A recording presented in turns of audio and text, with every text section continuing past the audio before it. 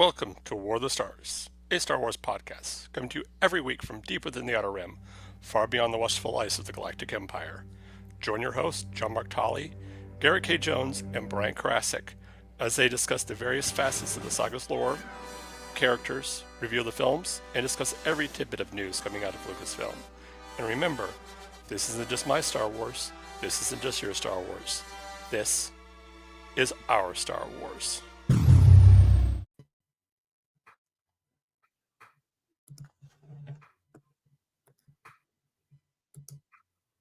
Did you freeze? It is. I can hear you. Okay. There you are. Can you see me? There. I can see you. Can you see me now? I can. I can see you. Only the real ones will get that. Only the real ones will get that. And by real ones, I mean anybody over the age of 30. Yes. Over the age of 30.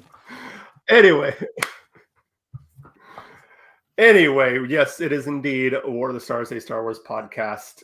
And I am here once again with my co-host, Garrett K. Jones.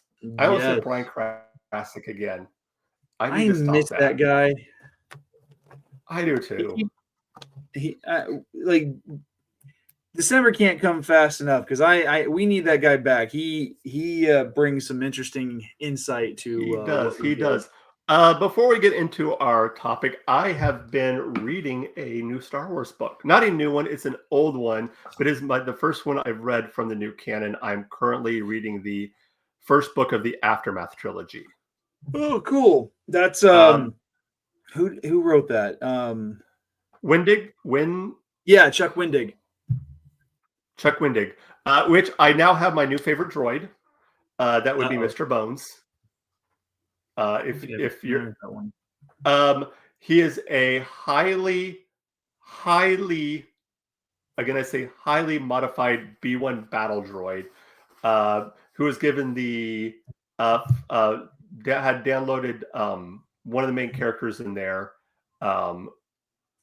Snap Wessex, built him or rebuilt him and gave him downloaded several versions of arts training into him, the fighting style and fighting movements of a certain Clone Wars cyborg general, aka him, and the movements of a Twilight dancer, and he also has a murderous psychopathic personality and a vibroblade for an arm. He's like Grievous 2.0. But with the also having that kind of psychotic murderous personality, but also a bit of the personality of a B1 battle droid. So he's basically going la la la la la la, kill. No, so basically he's going to give 000 and Chopper a run for their money. But he very much loves his dog. He doesn't have the hatred for people, for meat bags that 000 does. But he's very loyal to Snap. But so far I'm enjoying it. It's painting a different picture for the end of Rogue One, but of the original trilogy and what happens after it, and it's really painting the picture for what we will see later on in the sequel trilogy. For why they're the argument for doing away with the military, for keeping the military, all that is kind of building in. But it still feel a little bit like you're having to do homework to get from Return of the Jedi to the Force Awakens? For what?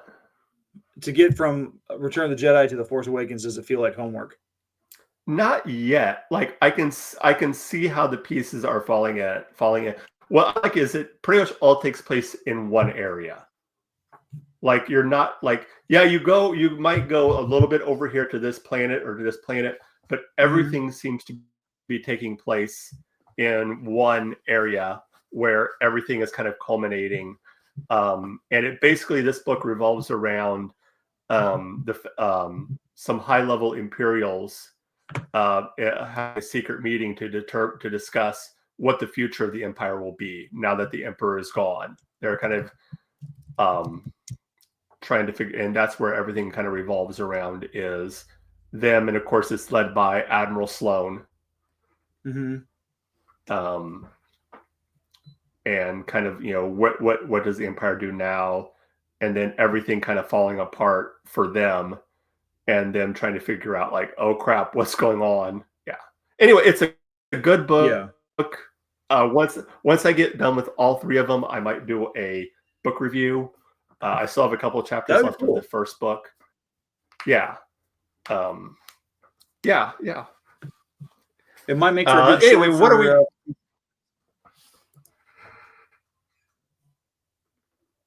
What are we talking about today?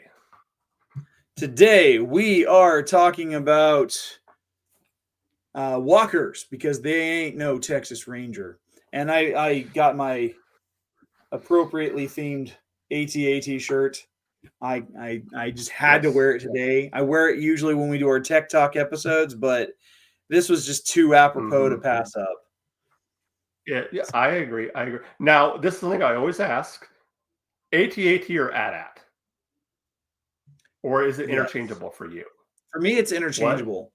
What? Like, it's I think of it as being interchangeable because, like, AT-AT feels like it's more the formal term, whereas AT-AT is easier to say in conversation. Yeah. And I know there's some people that get so upset of like, they'll say, you don't say ATST for the ATST, but military will always give nicknames for vehicles, especially in if they're looking at enemy vehicles. So it makes sense that especially the rebels would have seen that and said, "Oh, AT-AT." Same thing with the ATSTs. Obviously it wasn't ATST, chicken walkers. Again, it makes sense. It's kind of a weird bag of, because like none of them really, like, you have the ATTE and the ATAP from the Clone Wars, and like, but again, no one really refers to them because they're just walkers and whatever, they're military vehicles, which is kind of insane, the fact that you see them in the Clone Wars, but they're not made that big of a deal. No. But then you get like, so like, I didn't even think having any kind of walker vehicle would actually make any sense. Never expected them in the original trilogy until Empire Strikes Back, and we got the classic AT-AT right there. Right there at the beginning of the Battle of Hoth. Well, I think. Go ahead. I think for me, the walker, especially the AT-AT and the ATST, play a few different roles. One is, if looking in universe, is the psychological. Oh yeah. Looking at something, especially the AT-AT, looking at something that big, that massive, coming towards you has to be utterly terrifying, from a psychological standpoint. These things are massive. But they also play a part, I think, for psychologically for us, the audience, of the idea of, especially you look at the ATST, they quickly became somewhat of a joke. And I don't know if that was on purpose or what, of the idea that sometimes the things that we think of could be the scariest and most are not scary at all. Because it was quickly, especially in Return of the Jedi, the ATSTs were kind of you could quickly find like, oh, these things are easy to take out. You just take out their legs and they collapse and they can't get back up. So maybe that was like, I don't know if it was on purpose or what, this idea, this psychological idea that sometimes the things that we look at as being terrifying and scary and big and mean are weak and don't have a firm foundation. Well, I mean, I think there's some truth to that because, like, I remember as a kid watching Empire Strikes Back and watching the Battle of Hoth, and just how terrifying the AT-ATs were, because like they're these huge, gargantuan, like dinosaur type vehicles, and like it was the fact that they carried so many troops inside them for Mm-hmm. for this kind of a deployment was just in like you never see anybody leave the vehicles, with the exception of Luke dropping out of the one that he blows up. But like the immensity of them, like they even from a distance out, each one of their steps was enough to start causing quakes inside of Echo Base and causing pieces of the glacier to just start breaking apart. Like it was like, I mean, it was scary. But then, like you said, with Return of the Jedi, yeah, the chicken walkers did kind of feel like they were kind of a joke, but at the same time, those are still just as terrifying because like they're not as big. They're a little bit, they're a little bit more nimble. I think the problem was with their deployment. They seemed like the perfect thing for scouting the area, Mm-hmm. because they were imposing. They had the military might. They were armored to some extent. The problem with them is that they don't deal well with the forest floor, because if there's anything that gets underfoot, they're going to get wobbly and they're going to fall apart. That's why I And appreciated the episode where one of them appears in I almost said Clone Wars, Mandalorian, because Kara, in her speech when they're talking about going against it, really sets home how terrifying these things were. Yeah. I mean, just a few words, where she's like, basically says, I've seen these things take out, single-handedly take out an entire company. Yeah. By themselves, just one of them. And just the way it looked, the way they had it set up with the look like it had the glowing red eyes, and it was, and they really did a good job of making it seem imposing, making it seem not like a joke. Like, okay, these things are not to be trifled with. They're not to be messed with. Yeah, they are. They're definitely. It was definitely terrifying in that one particular episode. I kind of wish we got to see more of that, because the walkers are pretty cool. But like what's interesting though is like we don't get a whole lot of the walkers beyond that, other than what we see in the Clone Wars. I mean, obviously the only other time I remember seeing. Go for it. Oh, go on. Sorry. There's one they see. I don't know if we see it in the. I think we see it in the cartoon. I know we see them in some of the games. Maybe some of the cartoons are in the Clone Wars. They look like the ATSTs, like the Scout Walkers, but they're one person and they're kind of an open cockpit. Mm-hmm. Have you seen? Yeah, I remember seeing those. Those look like they would actually armored cannon.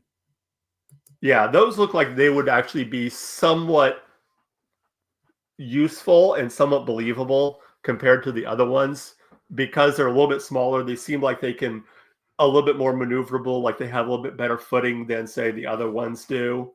Yeah, they're like it's I'm looking here, like, because we've got the armored cannon, we've got the defense pod. I think the one that was kind of an interesting one was the gorilla walkers that we saw in The Last Jedi. The all-terrain mega, they're called the all-terrain mega caliber 6. And they're very similar, but I don't know why they were given the weird like the gorilla stance, because it doesn't feel as stable. No. Again, I think it was, and a lot of times I think, if you're going in universe, the empires seem to do focus more on form over functionality? Yeah. Did it look intimidating? Does it look scary and big? And who cares if it's practical? As long as it scares the bejesus out of you. Yeah, and that's kind of, yeah, and like the Death Star, not a super practical thing. No, it's imposing, it's intimidating, it looks scary enough, but ultimately you can't really do much with it. No. Yeah. I mean, it takes forever just to go at light speed and get across the galaxy. Not to mention, you only have really, I mean, you've got the cannon turrets that are, lining the trench and everything, but it's like, seriously, like your major defense is your primary weapon. You're putting all of your resources in there, They even talked about this in the novel, the fact that once that second Death Star was destroyed and the Superstar Destroyer was destroyed, that was the majority of the best troops and stormtroopers and that the Empire had. So you put all your eggs in one basket, and what happens when that basket gets destroyed? Right? That it seems like poor planning on the part of the Empire, and I don't know. It feels like they're just being evil for the sake of being evil because they could. Well, I mean, maybe that's a possibility. Yeah, it sounds very, very much like Palpatine. Hey, be careful now. I'm sure that our resident Imperial is watching and listening. Hey, I hope so. I'm hoping that my little moment there will prompt him to return faster. I'm going to say this. And then we can say somehow Brian returned. Yes. Oh, I know. Hold on. Just like Eisenhower, Palpatine was a sissy. Rats. Didn't work. He didn't show up. I was hoping he'd feel that disturbance in the Force, but apparently not. Oh, that'd be hilarious if he did. It pops up now.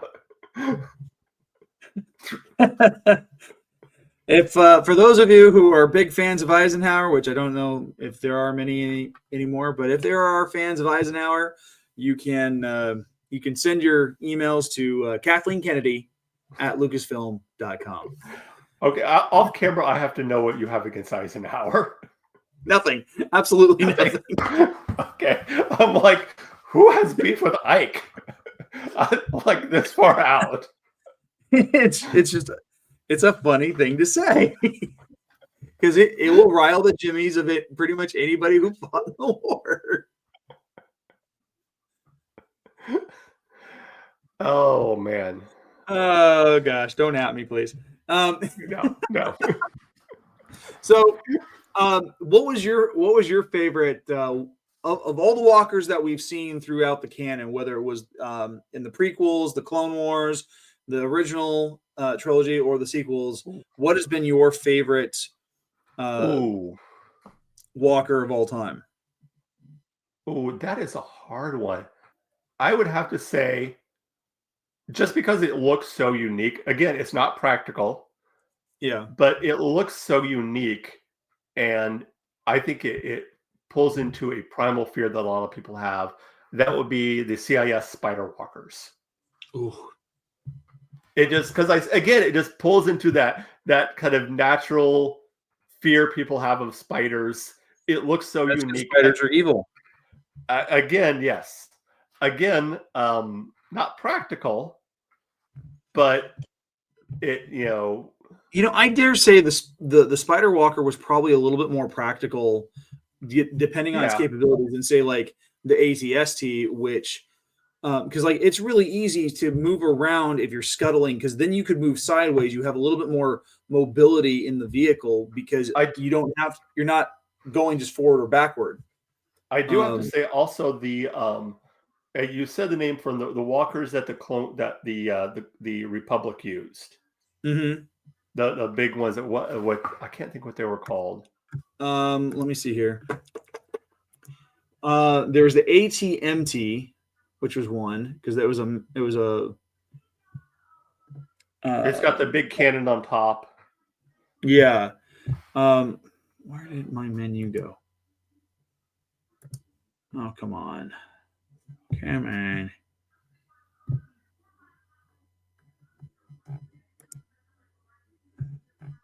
Oh. Let's see. Is this it? Yeah. Okay. Here we go. Walkers in general. Oh, where'd my additional menu go? I'm really bummed. Oh, okay. There. Nope. That's not it. No, that's not it. Yeah, I remember which one you're talking about. The one with the 6 legs that it would. Well, and we see it in the Clone Wars actually going up the side of a cliff. Mm-hmm. And like I like that will be a close second just because. Okay, this is something that isn't just like lumbering around on land. No, this can go in multiple terrain vehicle. Like it's not just a one type of flat ground, which makes it even more more versatile, and if you're an enemy force, more terrifying because you think you're on the side of a mountain, they can't possibly get me here. Oh crap, this thing is climbing up the side of a sheer wall. Yeah, okay. It was the all-terrain. It's the ATTE. Okay, is what it was called. The tactical enforcer. Okay. Because it had the 6 legs, and then it had the cannon on top. Plus, you had the mounted cannons in front of the cockpit, and then there was a turret in the back. Oh yeah, which was pretty. I mean, it worked really well. But yeah, like being able to grapple onto the side of a cliff and just work your way vertically, like that was pretty cool. You had a lot more stability because you had more legs. Plus, it was lower to the ground, so the center of gravity was not nearly as tall. Because like part of the thing with the AT-ATs is that they are so tall and their legs are so nimble. Like, how does that chassis even work? Mm-hmm. Like, so I typed in what was the most practical walker in Star Wars, and it said, "What's that?" Did it say Chuck Norris? Yes, it did. That's going to be a running joke for this episode. Yeah. No, it said the ATTE. It said the one you just said. Yeah. Yeah, that totally makes sense. Because, like, I mean, it says superior stability, better weapon placement, and low profile. Mm-hmm. Yeah, absolutely. I think for my taste, like I don't know, like the walkers, I was never really prone to liking them because they just like they seemed. Mm-hmm. It's like, why not just build a hover tank, or why not just build something with tank treads? Yeah, because that seems like, I mean, that's where the droid army was really at an advantage because like their hover tanks could move way faster with more agility, and they weren't encumbered by having to make sure that you had all these moving parts for the legs. They couldn't go vertical up a cliff like the ATTE, but it's still like the tanks just seemed like a better fit. That being said, when I was a kid, I did have the original Kenner chicken walker. And it had a little button on the back. You'd push it, and the legs would actually walk. You could actually kind of walk it around. And, it had the cockpit, it pivoted. It had the gun, which the gun placement was weird. Like, the gun would either be, like, out and going, or it would just, like, drop down vertically, where it was kind of, like, at rest. And I'm sure my dad made some kind of, like, inappropriate joke about just letting it hang, but it was a really fun toy to play with. And for the most part, when Kenner started reintroducing the toys back in the 90s, and then again over the last couple decade or so, they kept the same molds, they've used just about the same development. So like it was cool. It was really cool to play around with. But I think I think if I had a preference, just because of how big and how imposing it was, the AT-AT was probably going to be my favorite. Oh yeah, that's a good one. So, was there ever a walker that you thought was probably like the worst example?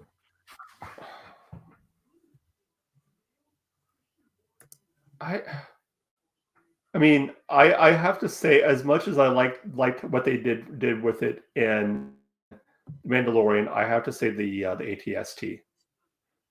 Why It that one? just overall, it seems like the least practical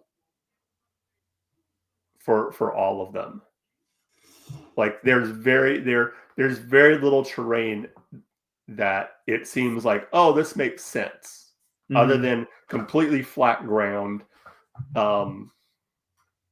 It doesn't have the armament that the AT-AT has or others. It's not as versatile as the AT-ET, or as the firepower of the AT-ME or whatever one was called. Yeah. It just seems like the least practical. Even the little cannon walker, at least that seems like it has some sort of a purpose and a little bit more practical. So yeah, I'd have to say the Scout Walker. Okay. Yeah, like I'm looking here at some of the Imperial ones. Like they are not great. There's one in particular called the Scuttler, which was a prototype used late in the Galactic Civil War. And, of course, we never get to see this thing in operation. But it's four-legged, but it has a spider-like build, and it looks like almost like the cockpit pod for a TIE fighter, but it's an open canopy with the spider type legs, and it just looks kind of dopey. Yeah. Let me see if I can pull this up on our screen here, because for whatever reason it wasn't showing before. Let's see, share screen window. There we go. Oh, there we go. Can we see that? Is it working? There we go. Yeah, that's the Scuttler. It looks ridiculous. Like, first of all, whoever's piloting that thing is going to get shot right in the head. And yeah, what good is this thing? It doesn't look like it's got any armaments on it. It just what's the point? It looks like it's half done. Right? Like you're just like that's just holding the TIE fighter cockpit in place until they can get the wings until ready they can for get the it. wings in top on. Oi. Yeah, because I'm looking here at some of these, like this one, the ATDP, the all-terrain Dr. Pepper. Like this one looks like it's just getting ready to boogie down and dance. Like, I mean, it's cool, it's imposing, but it seems really impractical. You'd be better off turning this into a hover tank, or like some kind of gunboat or something. Yeah. It just because I think the Scuttler was kind of like based on like this droid right here, because this was an actual droid. Yeah. And I think it was the spider. Yeah. Yeah, the Spider Walker. No, that wasn't the Spider Walker. Let me see here. That was the homing. Yeah, Spider Droid. Okay. Yeah, but it gave us. Yeah, the Spider Droid was. Yeah, it was part of the Separatists' arsenal. Yeah.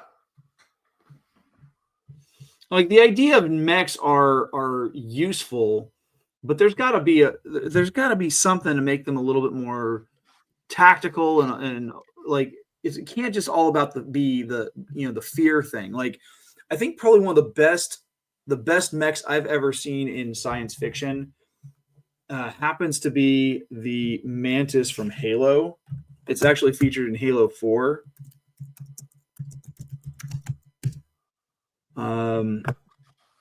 Let's see here.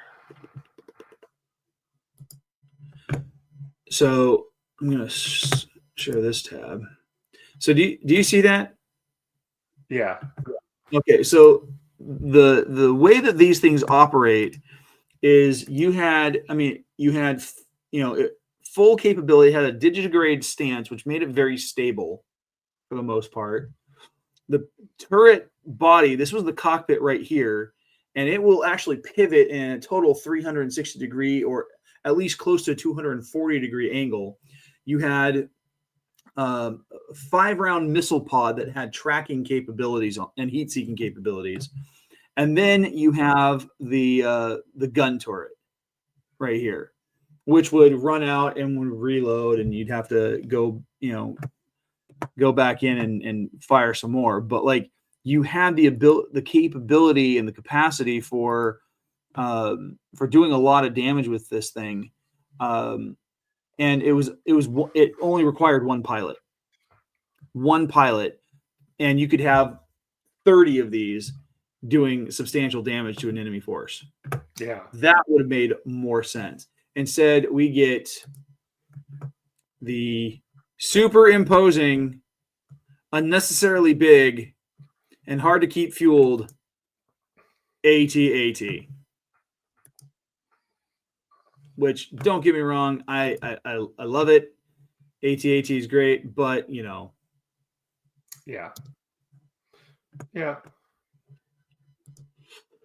So, anything else you want to cover on tonight's episode? I can't think of anything. Yeah, neither can I. My brain's kind of fried. Today was a coffee day for me. Like, aside from all the rain, which I love having all the rain, but like I didn't get to sleep until almost 1 o'clock this morning because my cat decided that bedtime means turn into a psycho. And so he was running around, and at one point he caught me across the back of the arm, and he got me bad. And I'm just like, oh, I'm gonna throw you. So you have a cat? Yes, I've got a cat. Yes, and I don't know if I've told you the story that I heard about cats and what it's like to own a cat. But someone once said that when you bring home a dog for the first time, you're bringing home your future best friend. When you bring home a cat for the first time, you're bringing home your future Also accurate, yes. I made the decision, or made the realization that owning a cat is a lot like owning a dragon, just without it being reptilian. It's temperamental, it does its own thing, and it will probably try to kill you and eat you. Yeah.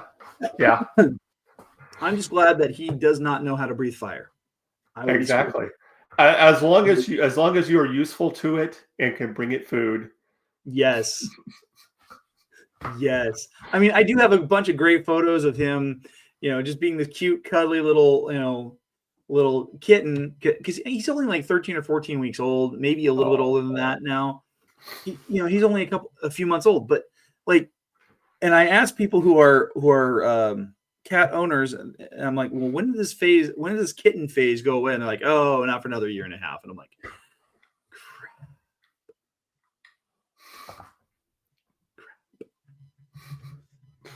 So glad he's not a rancor. That would be worse. Yeah. Oh. All right. Well, let's wrap up here, and we can go on with our night. If you guys want to reach out to me, I know I threw out Kathleen Kennedy's email address. You can still email me that way. It's going to really confuse the heck out of her if she even checks her own emails. But you guys can find me on Instagram and X at GKJ_publishing, where I talk about my books that I write, and I talk about my other show on YouTube, which is called The Right Way, where we talk book recommendations, author interviews, and creative writing tips. I just had a live stream this last Saturday, and so go ahead, check it out. I'm also on another show on Feast of Fandoms called Snackame, where we eat snacks and we watch anime.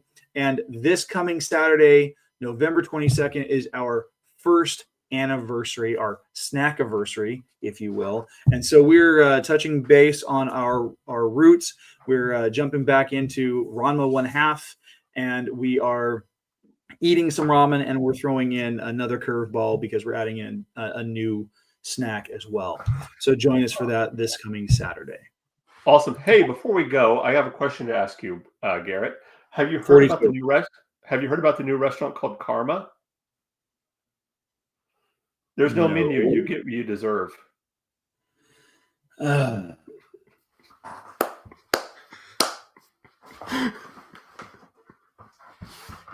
Well played, sir. I did not see that one coming.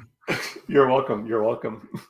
You know, my dad was talking to me about how he doesn't understand all these new, all the new features in cars these days. Yeah. He said he put his truck into reverse and it started showing him a movie of some guy getting run over.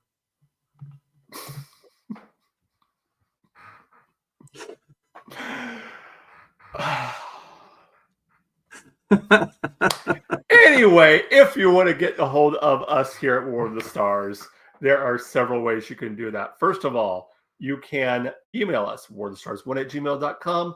We are at all other social medias. Just type on at War of the Stars 77. If you want to support the show, several ways you can do that. Ko-fi, that is ko-fi.com/War of the Stars, or go to spreadshirt.com, type in War of the Stars in the search bubble up there, and you'll find us there.